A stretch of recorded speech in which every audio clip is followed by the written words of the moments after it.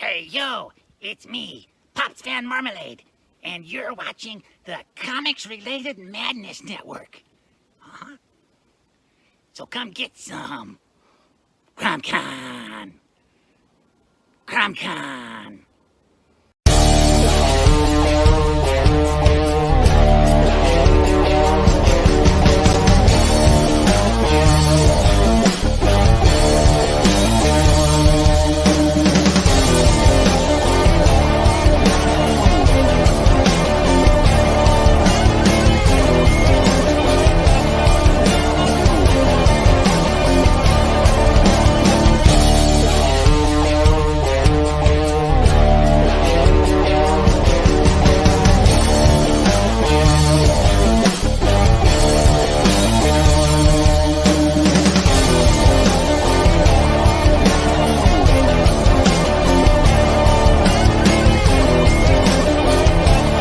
Madness Entertainment Group presents the Madness Comic Network with original programming and additional comic-related content.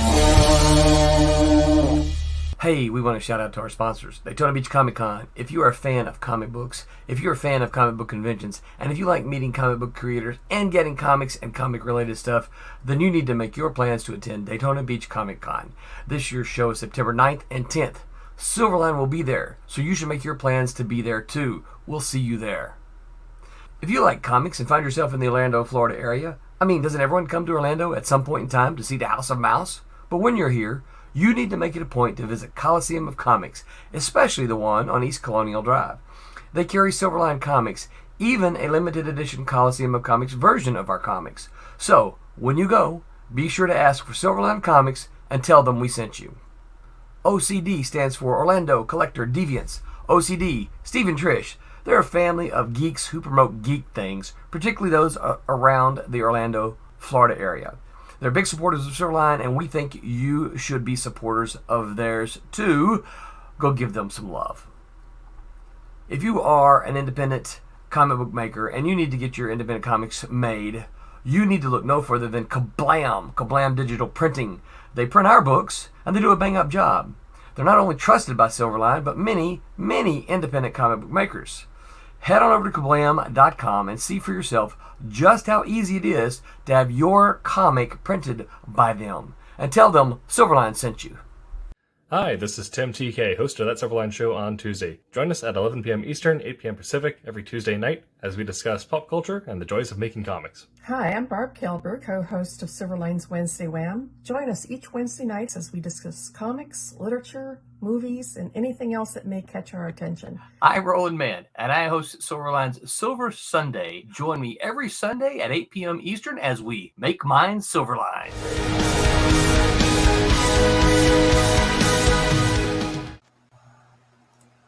Hello, everyone, and welcome to Silver Sunday on this February the 27th, 2022. What's up, everybody? What's up? What's up? Hello. All right, I think I got it all on there. Did that zoom in? Oh, yep, it did. All right, very good. So, look at that. You guys can even see it. So, What? So before we dive, we'll just chat before we dive into before we turn it all over to Roberta. Oh, How you guys doing? I'm tired. I missed Tommy and Roberta last week. That's true. We was busy. I We know. was busy. We still missed you though. Oh, okay. So look at I already got a comment from him. Oh, Bobby no. Weskovich says, "Hello, big dummy." Oh, golly. Yeah, he commented on a video that you and I were doing earlier today. Yes. Yeah. And I tell you what, dude, I'm wore out. It's going to be really cool for when Pete comes to visit. We're going to go on a good bike ride and get Pete. Pete's going to love it. That sounds fun. That sounds fun. You might have to pull up one of those. Pull up the live video thing that you and I did earlier today, so Pete can see what we were doing. Oh, I saw you were broadcasting live to the world. I saw you on your bikes. Oh, you saw it? Did you like it? You're going to join us? I mean, I didn't watch it, What- but I What saw do you mean your you didn't watch broadcasting. it? Oh, you saw the pop up saying, "Hey, Thomas and Roland are doing something," Yeah, and you said, yeah, you yeah. went, like that. Is that what you did? Basically, yeah. I was like, oh, they're on the bikes. Uh-oh. I was like, oh, good for them. But, I mean, good for them. They're getting out. They got time to go out and socialize. He said, I don't know what "Toss." that's like. Anyway, And What, this is riding a bike? before the baby. yeah, Riding a bike? no, socializing, going out. Oh, I I don't yeah. have time for that. We were out enjoying the nature, alligators, Alligators, yeah, that's great. I saw three snakes today. Tommy didn't see any of I them. didn't see one of them. I guess I rolled over them. I don't know. I was looking for bigger animals rather than so snakes are reptiles, right? So I was looking for the bigger reptiles. I was trying Yeah, The to ones that'll avoid the eat you. alligator. Yeah, but we did see a couple big turtles. yeah. Mhm. That was pretty cool. First time I think we'd seen turtles on the bike. Yeah, they were ride. actually out and about. Yeah. Yeah. Hey, you'll see them when we go riding when you come for a visit. We'll go. Yeah. I mean, I might be busy that day. Right. Let's hope. One way or another, right? I don't. Why? What do you record when you're on your bike? I just use I've got a system where I can mount my. I use my phone as a. No. What are you recording? Not what with are you recording? What you're recording with? What do you record? What? Just The just path. us riding bicycles. So Pete, here's a funny thing. Tommy If you would have watched the video, you would see what we recorded. Tommy posted a video a couple weeks back, right? And in this particular video, you could see his tire, right? So you knew that he was riding a bicycle, and that kind of thing. Someone posted, and I don't know if it's a friend of yours, Tommy. I don't know you, but someone posted, "I don't want to see the tire. Hide the tire." And I'm like, had an argument about it. I kind of like seeing the tire because I know what you're doing. So Tommy posted a different one then without the tire, and he goes, "Oh, that's so much better." I'm like, wait, That's odd. what? And then Pete's like, what is this a video of? I don't really understand what's going on. I get it. I'm sure it's fun. I mean, good for you guys. Good do you. You do you. They got a good mountain bike community there in the UK. You could come here in September mountain biking. Mountain biking. Okay, I thought you said Well, mountain wait, biking. You know, that's never something I've thought of doing. Going to another country and going cycling. It's what If I everybody don't- if I does. wouldn't do It's the that cool thing. here. When Don't know where I fly around the world to do it. the next big show that I go over there and I hang out with you, then we can go cycling there. That won't happen. But we could go to the pub. Sure. I can drink here, but I guess you would be the host. You would be the host, so we'll do what you want to do. Oh, cute. Like, you shouldn't force people to do things they don't want to do. I mean, whatever. I agree. That's an American thing, maybe. I don't know. You're right. That's You true. must do this. You're going to do this now. Okay. By Weskovich says, share y'all on Facebook. And then he says, Big Dummy, did you have a motor on your bike? No, I did not have a motor on my bike. You did. pedaling. You had your motor was your legs as you were. And my calves are really sore today. Yeah, it hasn't been my calves. Usually it's been my thighs. It's been sore earlier. This time my calves are really sore. So I don't know what it is. took a couple of weeks off from riding, so you can lose it quick once you get going good. Yeah. So Pete, tell everybody who you are. Oh, wow. Okay. I'm just a penciler. I just draw the book. I draw Silverline Team Up, Champion Miss Fury. I've drawn some other stuff. Well, I'm finishing off Trump's issue 4 at the moment. And then I'll finish off Silverline Team Up issue 2 after that. Yeah, I do things. Yeah, He's a busy man. Pretty close to Trump's. I don't have time to do cycling. Yeah, we got a few more pages left to do on Trump's 4, but they're getting there. Yes, Excellent. And how's Mama coming along? She's fine. Yes. No weird Yeah, food she craving spends shit. money before I can make it, but we're doing it.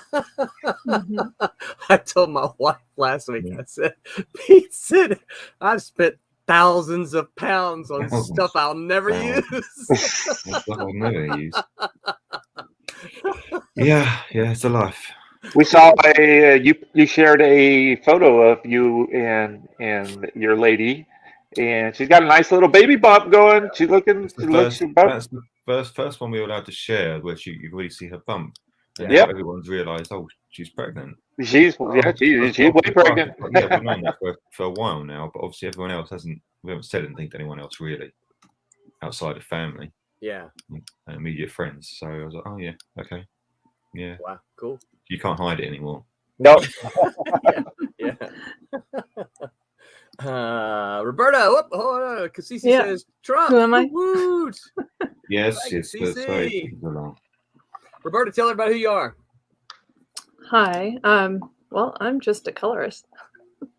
Sorry, Pete. But I'm working on the same book as Pete, which is a Silverline Team Up Champion and Miss Fury. Also Cat and Mouse, a la Roland. And some other smaller things that you'll see later. Like our black and whites that we are recoloring, and it's really fabulous. Yep. Fun stuff. It's looking really good too. Mm-hmm. Tommy, tell everybody who you are. Thomas Floramonte Jr. Been doing comics from early 90s, mostly with Roland there at the beginning, but I did do a bunch of stuff for some other folks. I've done some Marvel stuff and some Chaos stuff and just random bunches of everybody's stuff. But started doing the Silverline stuff with Roland at the beginning with some Cat and Mouse stuff, the original Cat and Mouse, and then with the Demon Tales story there at the beginning, and currently working with this group of fine folks here. We a couple of months back we knocked out that first issue, like they said, of the team up book, and we're about to put out a book that I inked over Mr. C. Michael Lanning that Roland did, called Rejects, that should be out in the next couple of weeks. We'll get it shipped, and I'm inking Trump's number 4 over Mr. Peter, and then we're going to go back to the team up book. Yeah. Yep. Yeah, and I'm so, not that I'm not excited about finishing up Trumps, but I'm so excited about getting back to that second issue of Silverline Team Up. Yeah, there's some pages I really wanted to get to, but we keep putting other stuff in front of it. Yeah. Yeah. And I am Roland. I am the chief cook and bottle washer here. And I write a handful of stuff, and I try to keep the trains running on time and all that kind of stuff. So Tommy, you went to Pensacon last week. Tell us about Pensacon. Pensacon is in it's in Florida. It's in Pensacola, Florida. Oh, isn't that a real reach for a name, right? Pensacon, Pensacola. How'd it go?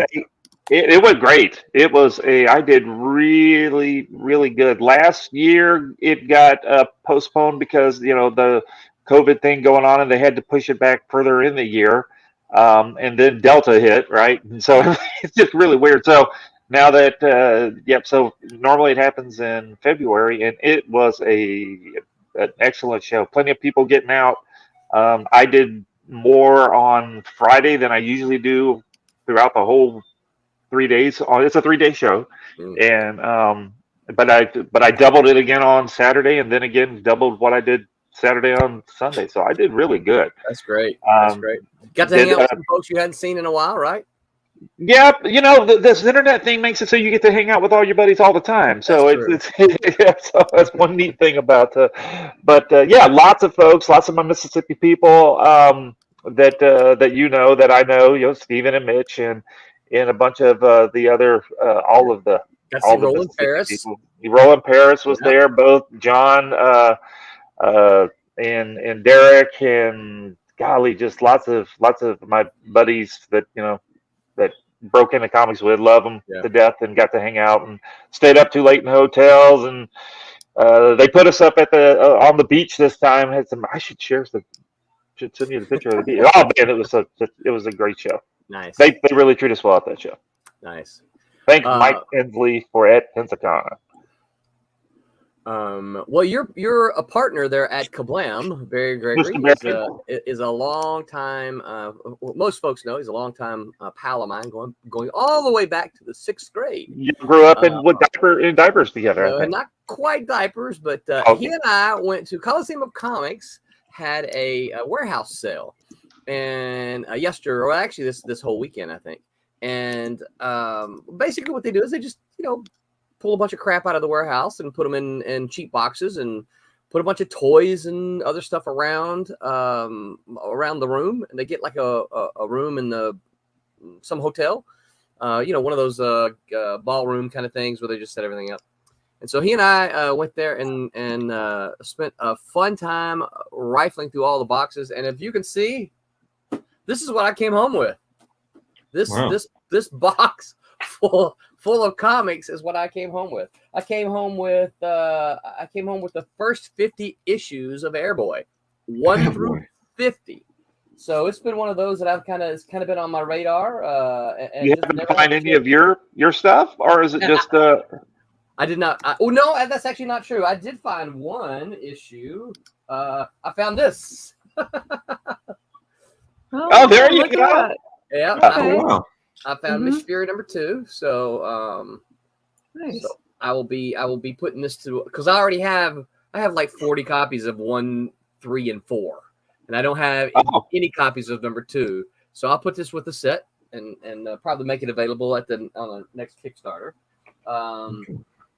So mostly a bunch of stuff that I never heard of this. This is probably just a reprint here. Timely Comics. But I picked up some Grimjack. I've been trying to get a bunch of Grimjack. So some Aztec Ace. My buying kick these days has been 80s independence. And so Justice Machine, you guys know Justice Machine? So yeah, it's a good one. So got some Saber, Don McGregor. I know that's a very favorite. Yep. Yeah, I recognize that. Yep. So I got all kind of. I picked this one up just for Mike Belcher. It's called The Masked Man. Mike does a book called Man in the Mask, so not the same thing, but just The Masked Man. I'm like, this looks like something that Mike Belcher might like, and I figured probably what I'll do is I'll read through it and then hand it on to Mike. But we had a good time. Bought a lot of cheap comics. Some of them I'd heard of, some of them I hadn't. But that's part of the reason I like that.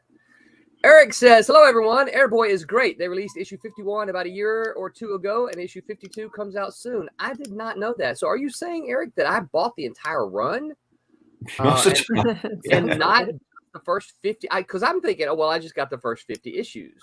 But it sounds like I got you may have got the whole I may have got like the whole run. So that's kind of cool. Mm-hmm. I didn't realize that. A big shout out to our sponsor, Daytona Beach Comic Con. Make your plans for Daytona Beach in September. I'm looking for my calendar because I don't remember the specific dates right off the top of my head. September 10th and 11th. Daytona Beach Comic Con. Make your plans now. Going to be a big gaggle of us there. Eric says, yep, Chuck had 3 scripts written when they got canceled. So, okay. All right, so 3 scripts means there's probably a 53 coming, I would guess. 51, 52, and 53. That's pretty cool. I did not realize that I'd bought that. I'd also bought the entire run of 6 from Sirius 2, but it's just a 4-issue mini. But you're not often able to find entire runs in places like that. You can usually find 2, 3, 4, 5, 6, 7, or whatever, and then you miss like 1 and 9, right?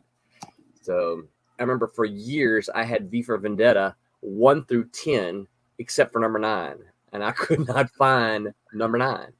I ended up buying the trade, but I had, all but that one issue. So, also shout out to Coliseum Comics. If you want To find Silverline Comics and you are in Orlando, Florida, go to Coliseum of Comics on East Colonial. They proudly carry Silverline Comics, and we are excited and thankful that they support us. So you guys get down there when you're in Orlando and buy some Silverline Comics. If you're looking for a printer, we print at Kablam. Make sure. I don't have a comic. Oh, yes, I do. I was going to say I don't have a comic handy to toss it up. Yes, there it is. There we go. Make sure you Kablam. I saw. I think what I may do, Tommy, I may get you to send me this. I may try to use this logo your logo as a sound effect in some of the comics sometime. Yeah, that'd be fun. Toss it in. Whenever we need a Kablam, just toss it in. Yeah. And use your logo. We've had I want to do it with your permission. Well, of course you can. But no less than about 6 or so people that have swiped our logo. I mean, the actual logo, the way that we do it, and stuck them in their books. And somebody said, "Did you know that this was in a DC comic?" And all of a sudden we saw our logo with exactly the way that we do it. And it's like, did they really steal the logo and throw that in there? One of them. Yeah. It's like, okay, that's fine. Whatever. That's so funny. Yeah. And big shout out to OCD, Orlando Collector Deviants. They're a family organized, family driven fans, and they just go around and promote all the local shows around here. They go to non-local shows too, but they promote all the local shows and a lot of the local creators. So they got a stream too. They got a stream. They got a stream on Thursdays, and it's not unusual that we hop over on their stream about once a month. Drinking with OCD, so they're a lot of fun. Peter probably like that.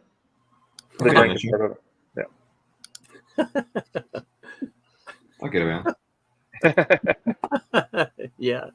So what else? Before we turn it over to Roberta, what else? Anybody else have any news? Anything cool?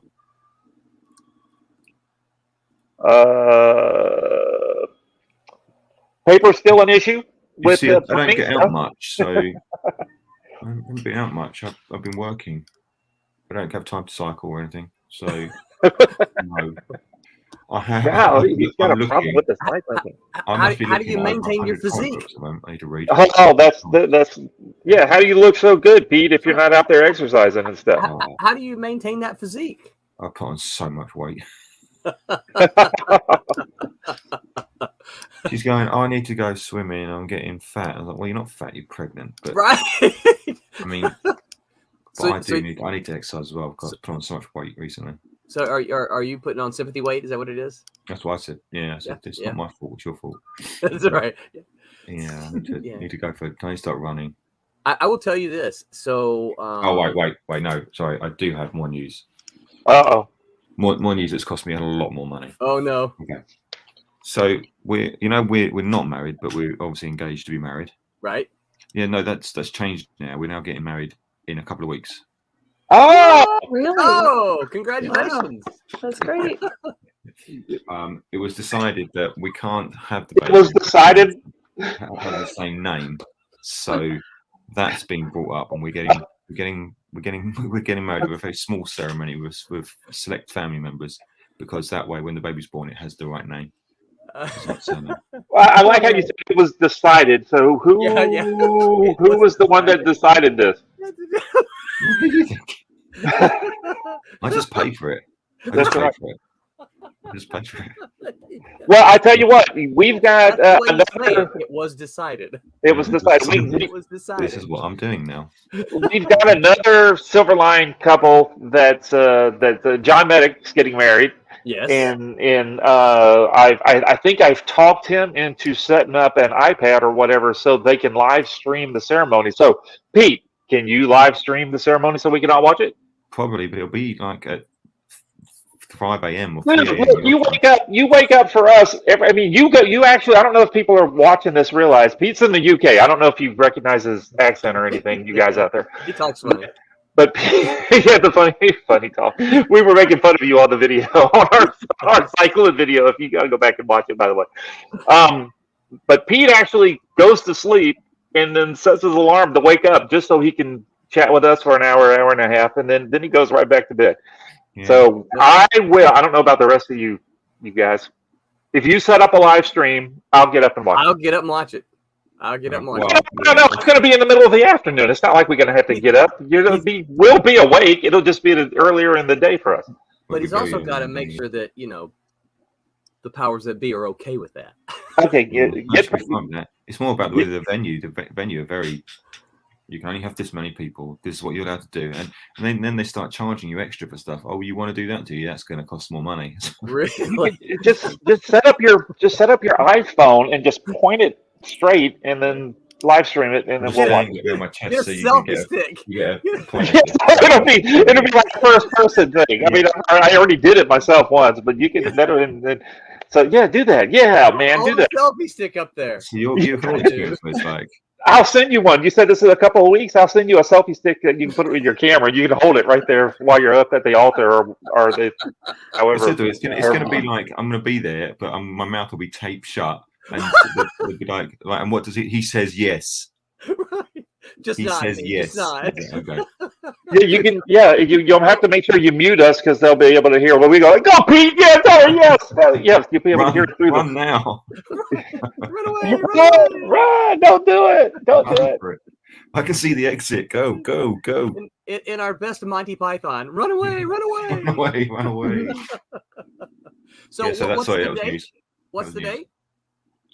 7th of April. Yeah. 7th of April. Oh no, that's right around the corner. It is. Yeah. Wow. Well, congratulations. Yeah. I'm adding it to my personal calendar right now. Pete getting married. That is so cool, Pete. Don't put it on social media. I haven't told everyone yet. Oh no. But you're announcing it here, though. We're the only ones watching. Sorry, I can tell you because you can't obviously make the flight. That's fine. So certain people are like, sorry, we only allowed like 5 people. You don't make the immediate cut. So. You mean to say if we all got the money up and showed up, we couldn't get in? We'd have to peek in through the window. He said that's what. No, you. See how it is. We can look into. We can look protesting. Protesting outside with. Too soon. He's too young. Too soon. That's cool. That is funny. There you go. Well, congratulations to you, man. That's exciting. So, is she taking your name or you're taking her name? I do what I'm told. Don't know. Okay. Whatever. Like, I don't know. Ask me on April the 8th, right? Yeah. Right. We'll see what is. You'll find out when you got the first person point of view, and you. No, the next stream you pop up and your last name changes to something else. We'll know which way it went. You can just hear me go through the tape.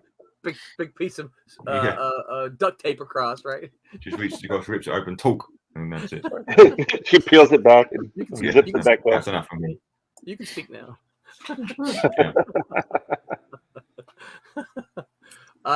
That's cool. Mm-hmm. All right, here. So, okay. Well, congratulations, but it is all about me today. Yes, yes, that's right. I was just about to go there. You guys have been rambling on for 30 minutes. It's my show. Shut up. Okay, Roberta. Okay. What's on your mind? Well, I was kind of curious about asking a question of you all since the art starts with you guys. Okay. It ends with me. Yeah. Oh. So I'd like to know your process about what? We're actually in the order that we go. This is me, there's Pete. Oh, I did. Yeah, we are. That's good.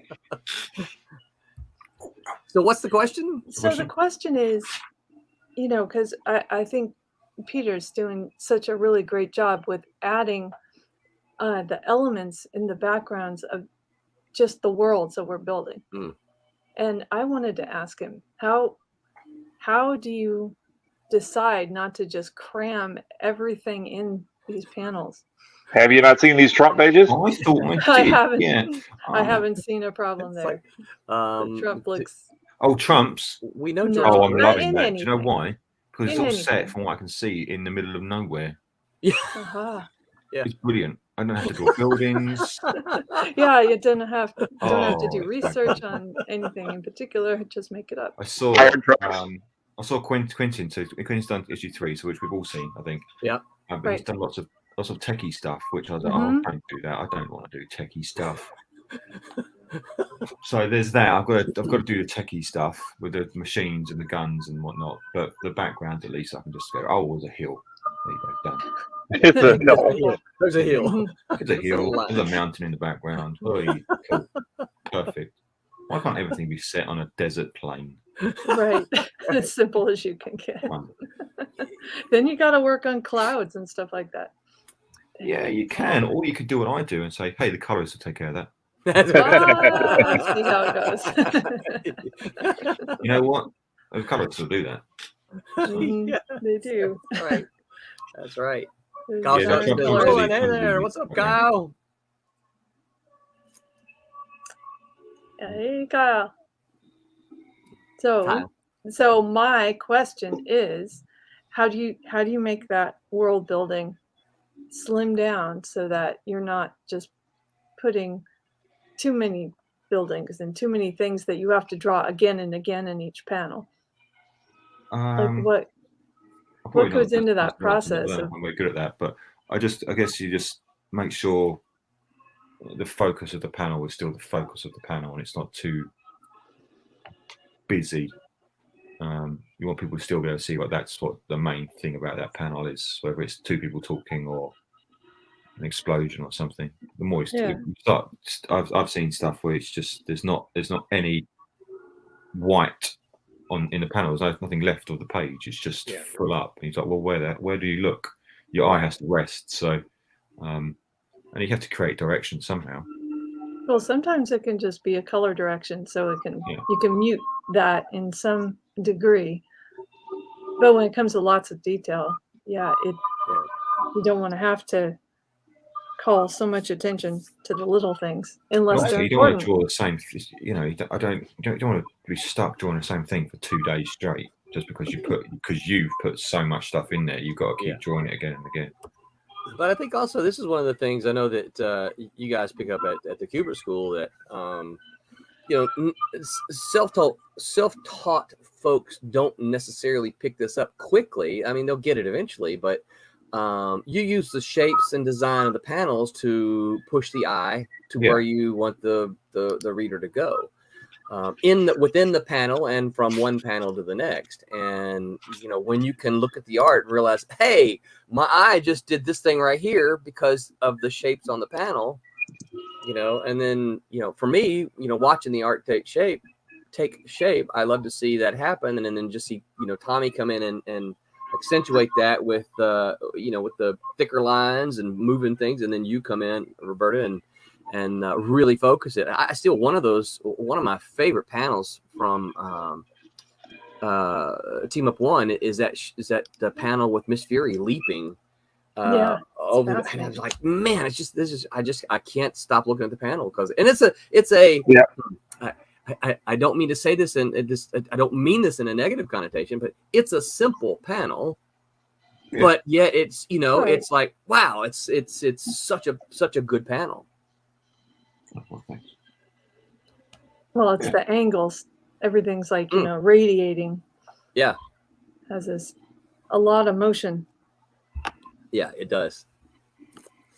Yeah, well, then like you're when you're setting the scene, right, Pete? When you're like it's a new scene, you got your big splash panel, if it's not a splash page, that where you put in all the stuff, and then you don't have to keep redrawing the same text stuff in the background over and over again. You just kind of put a little bit of a shadow that kind of looks like there's some lines that kind of continue the panel on, right? Isn't that something that a trick that we do?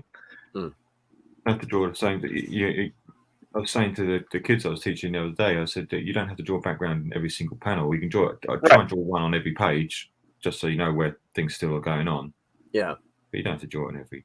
I've had people tell me that if I don't draw a background in every single panel, then I'm being lazy. And I just there's no point explaining to you why that's pointless. Just pick up some manga and show it to them sometime. Right. The kids brought in manga. I don't read manga. I don't either. I can't believe how little background there is on every single page. I'm like, wow, there's barely anything. It's not unusual. They give you a really good, that one really good detailed establishing shot, and then everything else gets really simple from there forward. But yeah, I mean, it's super popular, and so there's something to be said about that. I was amazed. I was like, wow, okay, they really don't do a background or something. Well, yeah. Well, a lot of speed lines and things like that, particularly in their action. So you can get away with if you got a whole bunch of speed lines, you don't have to draw the background. Right? Yep. Phil Leon says, "Hey there, Silverline peeps. What's up, Bill? Hey, Bill. Nice. So yeah. So Roberta, that kind of answered my question a little bit. She's not happy with your answer. I have a caveat to that. Well, okay. So let me hold on before you move on to the next question. Though, let me ask you. So, how do you decide then when you see the stuff that Pete and Tommy have done? How do you decide what cues do you use in the artwork to say, okay, this is what's the important thing. This is something that I need to pop out. Well, I think when I first look at a panel, there's always my initial impression of what to look at first, and it's based on how it's drawn, and sometimes the dynamic art that's in there. You can see line weight focusing your attention, but I can tell that sometimes they're not just gesturing at the background; they're all drawn in, So I'm going to have to decide with color how to balance that out. Yeah. So that, I think you remember in the team up, there was this one page in New Orleans where just walking down the street and there's buildings everywhere and trash on the street. And, and there's an awful lot of things to change colors and distract your view. Yeah. So it needs to be there. And I guess that was part of my question is you really want to draw the angle is perfect. You don't want to be missing out on the buildings and the feeling of, crazy stuff happening on the street. So you're going to want to see papers blowing around and stuff happening, Yeah. Usually I think it comes down to what I think is going to be fun to draw. Yeah. It was about to be the same thing. We're just trying to draw stuff that we think is cool, right? Yeah. Oh, that'd be cool. Oh, I'll draw some mopeds. I haven't drawn those forever. That'd be cool. I just try to make like I can check that off my bucket list. I've drawn mopeds. It was, moped. Yeah, I didn't think of that. I think it's because I'd seen some Adam Hughes stuff. He had a moped. I thought, wow, moped, cool. That looks cool. Oh my god, put a moped. Yeah, they were best. And Junior, usually my inspiration comes from looking at something, oh wow, that's cool. I'm going to draw that. Why didn't I think of that? Genius. Yeah, that's funny. It was perfect because I incorporate stuff that I think is funny and I'm going to get. So I got that same chuckle, so I appreciate that. Appreciate it.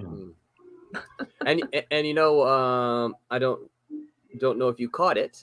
You may not be a fan of the music, but the one line from one of the guys is a quote from a British band that I like quite a bit.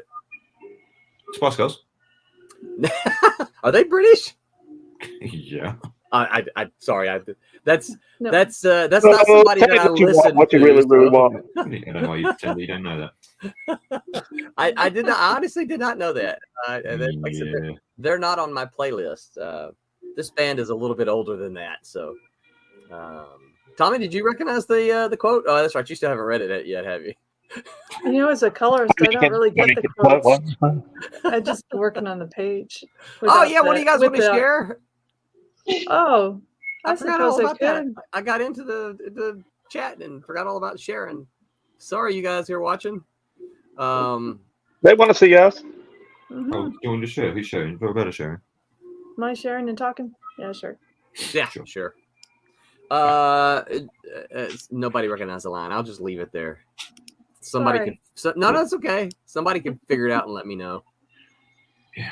It's funny because while Roberta's trying to share, so I used a lot of song titles as my story titles. So just always have. It's just something I kind of like to do. And somewhere close to the end of the run of Cat and Mouse Volume 1, somebody wrote me a letter and said, one of the folks wrote us a letter and said, somebody's been listening to Queensryche. Oh, did you? Yeah. Oh, And excuse me. And that's exactly where those song titles had come from. aha. Phil Leon says, what's that line again? He said, the line is, excuse me, have you seen the bridge? Feels like Wouldn't have got that, Phil but might it makes get it. sense. Yeah, Phil might get it. All right. We got cat and mouse. Nice. Mm-hmm. Let's see, I think Now, I am still working on my overall color scheme. I haven't quite got it down yet, but I'm going to work on them first. I get them. love those stars around her head. And Isn't this great? You can Yeah. almost hear it. I hear Yeah. birds chirping. And Yeah. great. Almost see Tweety going through there, right? Mm-hmm. It's funny. Uh, He's got an awesome right hook. oh, there's more comics here. Oh, look at that. See, I knew Phil would get it. He says, Zep. Where's that confounded bridge? That's exactly right, Phil. You got a Led Zeppelin quote in there? Yep, it's a Led Zeppelin quote. Well, maybe that's why I didn't get it, because I don't really listen to Led Zeppelin. Oh, I see. Yeah. That's what it is. Well, you That would have would had be to. why. You would. You don't listen to Led. How can you not listen to Led Zeppelin? Uh, It Are they, happens. are they popular now? it happens. That's right. It just because I'm listening to Spice Girls. Spice Girls, exactly. Sure. Yeah. No, I don't listen to Spice Girls. Pete, you're supposed to listen to. Isn't it a requirement for you to listen to them since they're British? Oh, no. I mean, I listened to them terrible. when they were popular, Yeah. when they were out, I guess. of course. Actually, that was the first album I ever bought, was Spice Girls. Really? Really? Are you being Actually, serious? in my original Go to the song supermarket. series, Oh. I used some quotes from the Spice Girls song. I wish I wouldn't have, but I did. Yeah. Glad to know. That's my age. I'm showing you my age there. Yep. I guess Mhm. so. No worries, Pete. The only thing I really know about them is the quote Tommy said just a few minutes ago. That's What? really the only You song I really, know. really want it? Yeah. That's the only song I really know about the I Spice had my Girls. pocket money, and I thought, oh, I'll get that. Yep. How much was it? You still have the CD?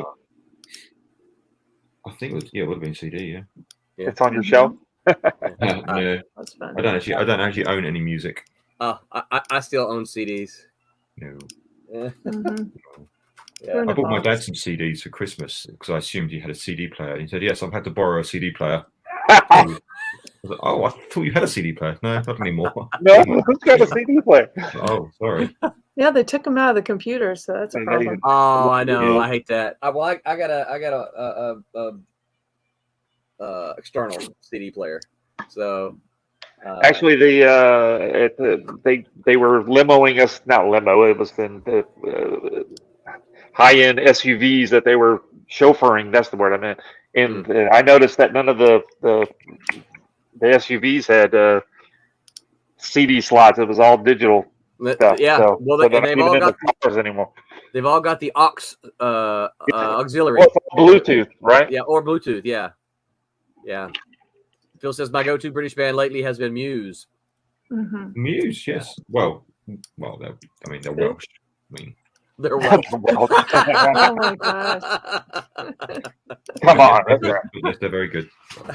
What's the next question, Roberta? Next question.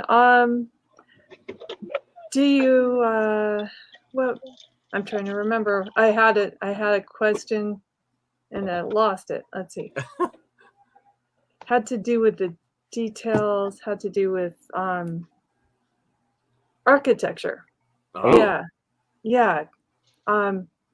Because that I was just very impressed how much had to go into our books, of we're doing leaping all over the city. Yeah. So how do you base the buildings to not be recognizably any in particular? Or do you? Like, how do you choose, like, is it going to look like, are you going to have those cues that this has to look like Chicago or this has to look like something? Or where do you put that line of generic there are certain buildings? New Orleans things you can just stick in there, and it's New Orleans as it appears in every single one of our books. So Yes. it's definitely in there. So you just gonna put the fleur-de-lis thing in every picture? I'm just asking how loose do you feel it needs to be, and how do you make those decisions? It depends. If I need to show it's New York, then I'm going to whack in the Empire State Building. Yeah. So then, okay, that's New York. That's easy, identifiable. Otherwise, I just try to make the buildings look interesting, but not the same. Yeah. They're not just squares. Buildings they are square, but they're not just square with square windows. Yeah, so it gets a feeling and not copying like, oh, I saw that, and if I lived there, I would walk out the door and find that street because I know that building that way. I'm sure there are people who go into that much detail and think, well, There what are, buildings? sure. I try to sometimes with the New Orleans stuff. I've never been to New Orleans. I've no idea what it looks like, so I need to have an idea of what it looks like. But when it gets to just city buildings, they all look the same basically. Yeah. Until you get up close. If I need Yeah. to draw London up close, so I have to change the buildings to how they look in New York. But for background Makes stuff, sense. it's just you just got to show it's a city. New Orleans, you've got a lot of wrought iron. Yeah, the Bourbon Yeah. Street, the Bourbon Street look that has a lot of that, and Jackson Square. Those are the two, I guess. Oh, and the Superdome, of course. Mm-hmm. So one of the jokes about the first run of Cat and Mouse was that the Superdome could be seen in so many of the background images.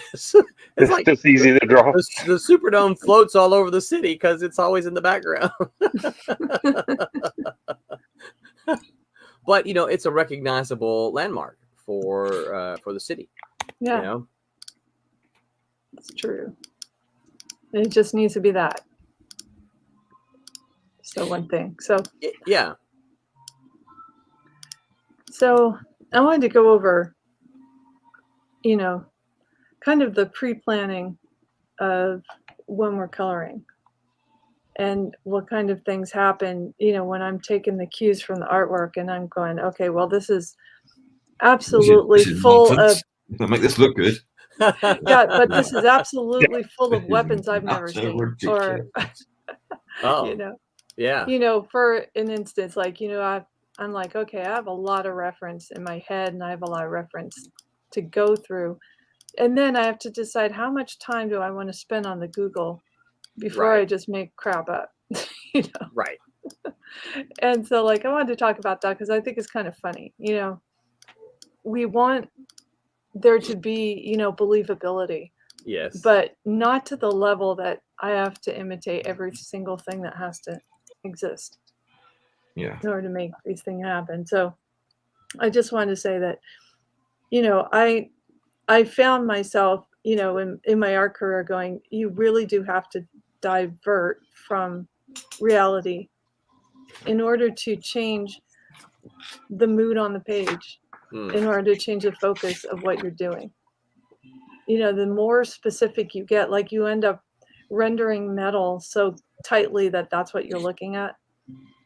You don't want, then you have to know every shape. You have to know every bit of that piece in order to make it look right. So you want the feeling of it without it being, a photo kind of style. Right. Absolutely. So I wanted to say, there's situations like that where, I'm still struggling with how much texture to put in backgrounds, if at all. Some people are really good at that and they like, putting a lot of just random, just texture for it, the sake of it. And, maybe it's just art style. Like that it comes down to.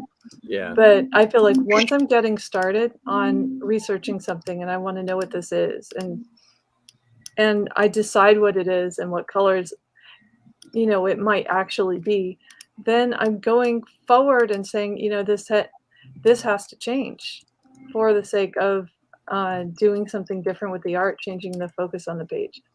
And I wanted to get maybe something other than what I have up as a way of showing that, but perhaps like there's no reason for the colors in the wall other than I feel like it. You know? Yeah. Yeah, you know, and we're looking at a comic book. We're looking at I don't want to call it a cartoon, but we're looking But at it's fun. Yeah, and so I mean, if we wanted to see a realistic panel, you know, we would Watch TV. we watch TV Right. or go see a movie or get a Right. photo book. I mean, we print at Combine. We print a lot of where people go do photo shoots and do their whole book, you know, in a photo shoot. Yeah. You know, but you know, it's supposed to be cartoony or even a more realistic cartoony, but it's not. You know, yeah. So like the wall that you got back there, I mean, if it was real, you probably would have texture pattern all back there, and that kind of goes Yeah. what we talked about when early Photoshop came out, when they had all of those filters. the plugins with the filters, where you could say, let's put burlap on here, and let's put you know a sandstone, you know, texture on everything, and you started looking at all that stuff, and you're like, oh, good God, let's quit doing that. Quit. We all had to stop doing it back there at the beginning, you know, when we could just apply filters to everything. It's like, And no, it looked like the same thing too. yeah, and it would all flatten out and stuff. No, you know, that blue back there is supposed to kind of push the guys out, and you know, and it's supposed to recede. We're not supposed to be studying the wall back there to see, oh, that doesn't look like, I think that's supposed to be bricks. I don't know what that's supposed to be. Yeah, it's red, not because there's brick wall back there. It's Right. I feel like it. You know, for some We're not drama. supposed to be looking. We're supposed to be looking at the people. We're not supposed to be checking out what's going on in the background back there so much. Yeah. We already. That goes back to your question to Pete earlier about the establishing shot of the scene. You know, if they're fighting in an alleyway, well, those first couple of panels would show the alleyway. Right. And then the rest of it's just nothing back there and just them fighting. You don't have to keep drawing the alley over and over and over. That's boring. Who wants to see that? Yeah, you can show close-ups of the faces now because we know where they are. Yeah. Yeah, we know they're fighting in an alley. They didn't all of a sudden end up in a, you know, and once somebody jumped down a manhole thing, you know, cover and jumped into the sewer thing, you would draw a panel of them in a sewer, and then there wouldn't be any sewer background anymore. It'd be more of this, right? Right. Yeah. It would be you'd just probably do it in a different color to show that they had changed scenes somewhere. A good point. I'll check. You're the color and not me. Yeah. I'm sorry. No, that's one of the things I like about, you know, like Roberta, what you've been doing is and talking about is like, you know, it doesn't have to be the real color of a wall. Yeah. It reflects your mood and tone and emotions, and you know, that's part of what you're trying to communicate with a lot of that. It's like, you know, I don't have to have the real color, as long as it's, you know, not some psychedelic color in the background that's distracting, and then that defeats the purpose of it, right? Yeah, so that's why I take some time and I say, if I don't like this color palette, it's gonna keep changing until it reflects, you know, the mood, the mood that I feel with it. And Phil said, I can be guilty of rendering metal too much. Yeah. It's fun to render metal, and I'm telling you, it's hard not to. But I love doing it. Yeah. But unfortunately, as much as you love doing it, the metal is not usually the focus. Right. No. And you need to get up to the next Even panel. with Silver Surfer, I had to back off. Right. Because, you know, not everyone's going to do that. Right. Yeah.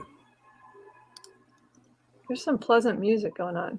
Yeah, I'm trying to figure out whose that is. I think it might be Tommy's. Hold on. When Renee left the room as a joke, she put some Disney music playing in the background. I thought it was Disney music. Yeah, it sounds like it. It's Main Street USA music playing in the background. Okay, I turned it down. That's funny. I forgot she gave me the remote. Oops. Sorry. Hope we don't get copyright struck because of the music. No Man. one's gonna get mad at us. It's fine.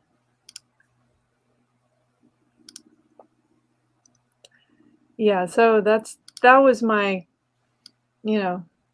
my bigger problem as an artist, I'd say, is trying to decide how much detail, how real to go, how much to back off. And that's why it's my topic, because it's hard as an artist. You want to just keep going, and then you go down a rabbit hole, and you are continuing it until you back up and you're like, wait, they're not even going to print that size. Right. Yeah. Like, no one's going to see that. Yeah. I mean, this is one of the things that Tommy and I have talked about a lot, is that because we go to shows a lot together, and I will often sit beside him and can kind of watch him work when we got a bit of a lull. And I can see him scrolling in, and of course we talk about it, it's like you got to be with digital. I think you got to be really careful, because you can scroll in or zoom in so close, and you can start drawing these tiny little lines. But when you scroll out at page size, you're like, they're never going to see that. That is one of the craziest part about switching over to digital is doing just that. Zoom in, zoom. Yeah. Yeah, you can't tell. It is so hard, because you just keep going closer and closer, and like, look how much eyeball I can put in. Right. There's at some point there's nothing left. Well, when I'm inking, what I try to do is to use. I know my brush is over here to the side, right? I don't use a thing where I like a shortcut where I can make the brush bigger or smaller. I specifically pick brush sizes over to the side, and I go, I'm not going at this resolution at the size that like Pete generally sends the pages at 11 by 17. So at 11 by 17 at 300 dots an inch, I tell myself, do not use brushes smaller than this. Because regardless of what I'm drawing at, because because in Clip Studio you can set the relative, as you zoom in, the brush could get smaller. There's settings that you can do in here. So I have it set to the brush stays the size of the. Does that make any sense? Yeah. So if the brush is like 30 pixels, when I zoom in, the brush is still 30 pixels. There's a trick you can do in here to make it so it looks. It has to do with how zoomed in the screen is, and it's a 30 pixels on the screen rather than 30 pixels inside the artwork. Does that make sense? I Yeah. love that. That's I know what brushes. I say don't use these brushes because you're not going to see anything. It's too small. So if I ever get zoomed in so far where I'm thinking that I need to use one of those smaller brushes, I'm like, nope, that's not going to show up, Thomas, you big dummy. Quit using those. Don't use those brushes. So when you zoom in, you basically, if I hear you right, so if you choose the size of your brush, you zoom in, the brush appears to get bigger. Yes. Right? Yeah. Right. But you can set it to where it doesn't get bigger, and it's just a pixel size on the screen big. So like if say I'm just going to pick a number, say 50, right? And I drew a circle, or I tapped it, right, to get a circle of a brush. And then I zoomed out. If I hit on the screen again, it's going to be that same size. Say I zoomed in really, really big, and I tapped the screen, and it drew like a size of a quarter, right, of a dot, right? And then I could zoom out and then tap the screen again, and it would look the same size of a quarter on the screen. So you don't want to do that because that's not the size of the brush. So you want to make it relative to whatever the resolution of the document is. So that way 30 pixels is 30 pixels zoomed in, out. It's the same. That's where you get messed up when you start getting too close to Yeah. And then I always try not to zoom in too far. So I always go, this is it. I wish it would have a thing like Photoshop. Oh, it does. It has at the top. I never noticed that. Oh, so I do have a percent up here at the top. Ah, look at that. I ought to start paying attention when I get to like 200%. Don't zoom in anymore because you're drawing too small. Yeah. Huh. All right, see, look, I learned something. Ta-da! It's good we Right talk there. about these You things. can't see it. It's right there. There's on the document thing. Just like in Photoshop, in the document up at the top, it tells you what you're doing. Oh, what a dummy. Oh, that is great. Okay, well, I learned something. I didn't know it was there. It's so Aaron good Humphrey to learn said, something. "Hey, y'all. So what is Roberta talking about tonight?" Hi. We were talking about you. Yep. Details. Details. It's all Detail. in the details, It's all my in the friend details. Aaron, and sound effects, because we know how much you love sound effects. Sure. That's right. So Aaron, Aaron didn't like dialogue balloons or didn't like sound effects? I forgot. It's sound effects. He doesn't put No sound sound effects effects. in his comic. Yeah. So And what's the reason for that? He has to come on and tell us. You'll have to come on and tell us. yeah, I don't remember. I know I think he said it at one point in time. He but did. I don't remember. Yeah, I don't remember exactly what it was. You dismissed it. It was nonsensical, whatever it was. Oh, Come on. if he tries to join, don't let him come in. Yeah. You can join, please.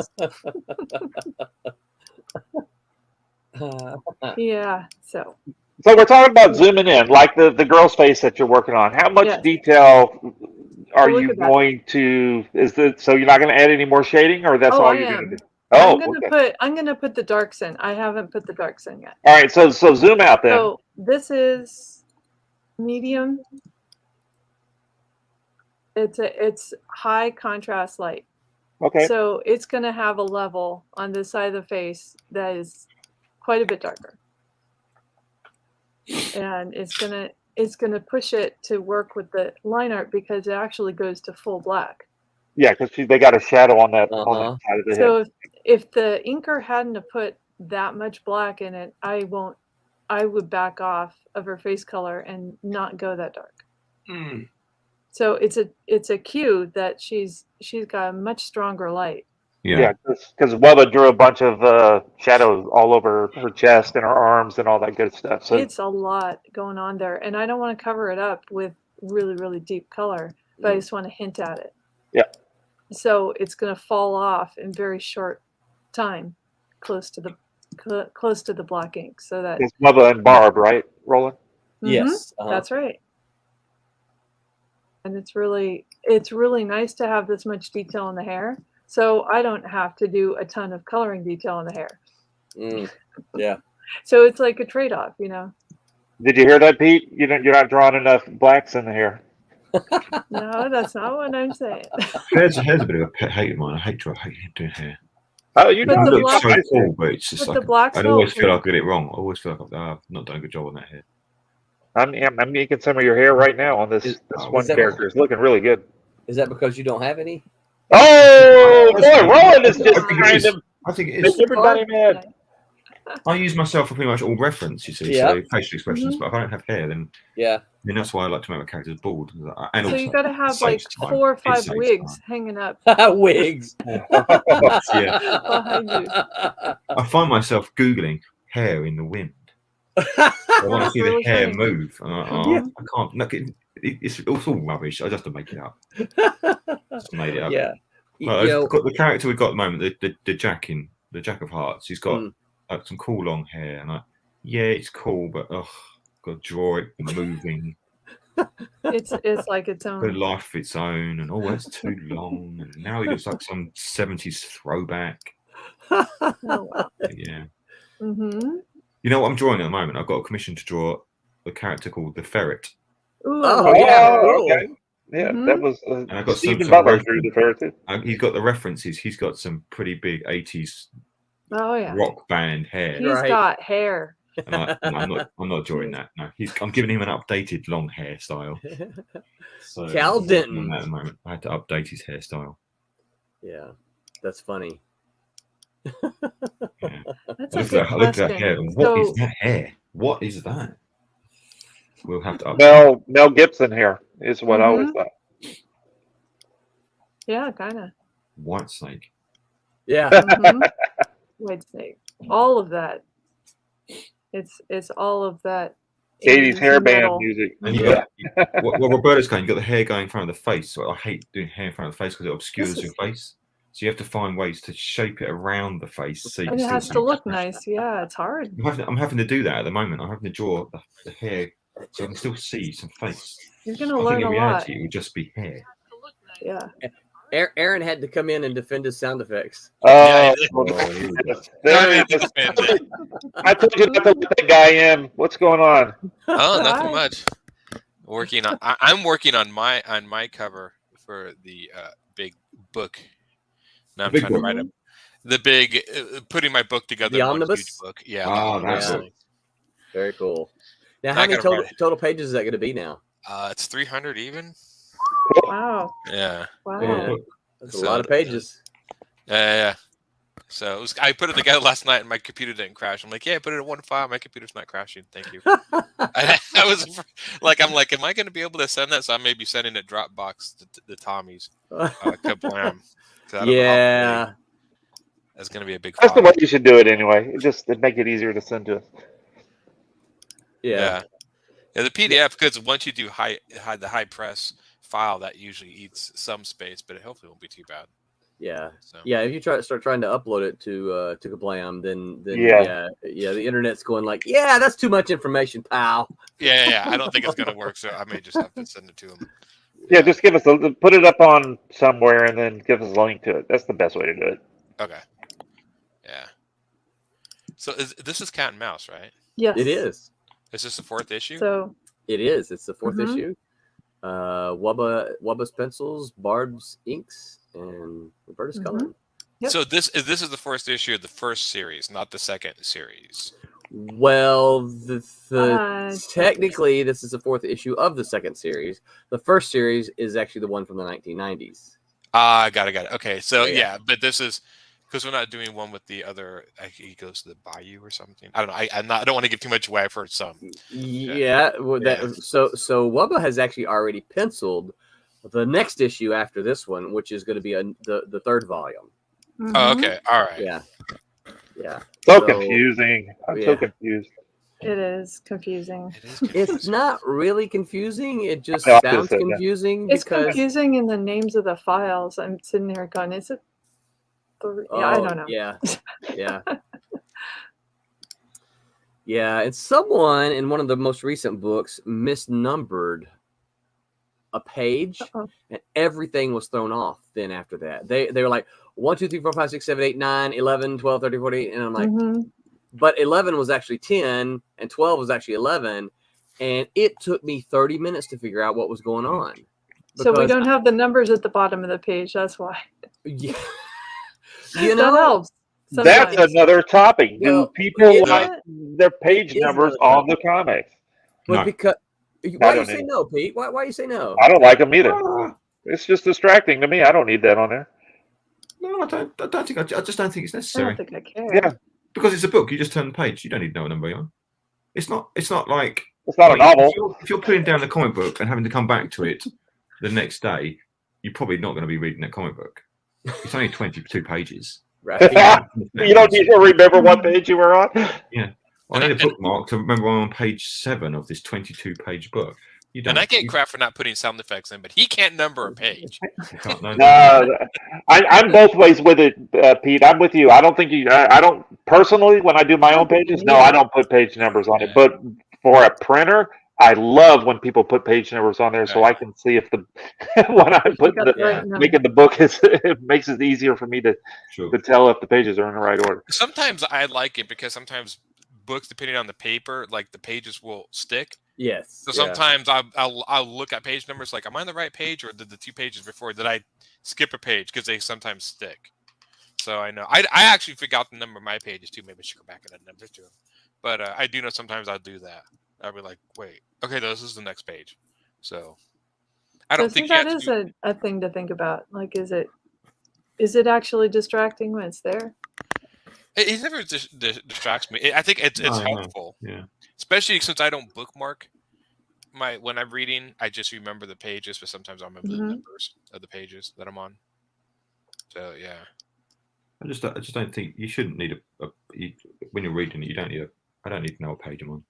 Oh yeah, I think it's just a courtesy if people like to do it or not. But especially if it's a regular comic book, no, I don't think so. I was gonna say, historically, comic books had page numbers. Oh yeah, they did. You know, and it may have been, and I don't know. I mean, obviously I wasn't around then, but it may have been a printer thing, to help keep the printer. Situated that, and they had ads back then, so they had to hey, put this ad in between pages 7 and 8 or something like that. I think it was probably just a force of habit, like that's what I was gonna think, like a holdover kind of thing, yeah. Like I know, like the Bible was really big because I mean, again, and that's super helpful. I mean, if you're if you're in church and like everybody open up to the hymn, where's that at? Like you just say open up the page. And even in educational too, open your textbook, the page, and I think that just became a holdover to other things. So yeah. Well, I've noticed that more times than not today, comics don't do it. They very rarely. No, that's what I was going to say. It's more so the stuff that we're printing. Most people don't put page numbers on things. Yeah, and this one's weird. Like this guy, there's a book series I'm reading called Sithra. That's great. Jason Brubaker? Yeah, I got all of them. It was really well done. But he puts page numbers here, and then he won't put page numbers on other pages. So he kind of mixes it up. So the only thing it was called Sithra? Yeah. Jason Brubaker. Yeah. Recently? It's I think the first, let me see. I think he finished it up in 2020 maybe. Let me see. I think the first volume came out 2015. Yeah. So he's been doing it a while. It's a finished story. It's really unique. I've never seen anything like it because he goes between like a kid's book format and then a comic book format, and it's just really unique. I've never seen storytelling like this, so I got it for a lot of that. Like he would just do straight He's up your like, way too, dude. I think he is lives he? up. Yeah, I think he lives up in Oregon or Washington, something like that. Yeah, I've ever seen him at a convention. I love to like pick his brain about his approach to storytelling because there's just all sorts of like he'll actually like write dialogue boxes and then he'll go in and write it like it's a third person point of view from a book. Yeah, it just goes back and forth, and it's like even one here he's writing like third person point of view, and then he puts like a dialogue balloon in the middle and then goes back to third person. So it's almost putting like a dialogue balloon in the middle of your book. I've never seen anything like it. Yeah, he's really got some fantastic ideas in this book. I've never seen somebody approach it like that. If I'm not mistaken, really... when I first discovered it, I was like, "Who is this guy?" And I did some research. Yeah. I think he worked in animation for a while, and that's what they said. Yeah, I just decided I'm done. I want to go do my own thing, and so he went and did Sithra. He's done another one too. I can't remember the name of it. I backed it. Did he? Okay, didn't Jason Brubaker do some stuff in the superhero comics at DC and Marvel? Or am I wrong? Jason Brubaker, Ed Brubaker. Yeah, maybe I'm thinking of Ed Brubaker. Or are they related? That's what I thought you said. I thought you said Ed Brubaker. I was like, I don't know that book of his. I kind of doubt it, but I don't know. Could just be coincidence, because that's who I was thinking. Ed Brubaker, because I think Ed Brubaker, wasn't he a horror writer? He's a writer. Originally? I don't know about that. He's done loads of stuff. Yeah, I think he did Winter Soldier, didn't he? Ed Brubaker. Yeah, I think so. I think there was one of them that was like either horror or like a detective or like mystery writer, and then he went in the comics and did some, and that might have been Ed. That's who I think I'm confusing. He does all the Ed Brubaker does all the stuff with Sean Phillips, like the Criminal series. Yep. Okay. All right. Didn't he do some Batman? Does that? Probably. I think he's written everything. Yeah. I mean, who hasn't done Batman? Yeah. We've printed some of his stuff. Over at Glam. Yeah. Ed Brubaker? Yep. Oh, that's cool. Yeah. Name dropper.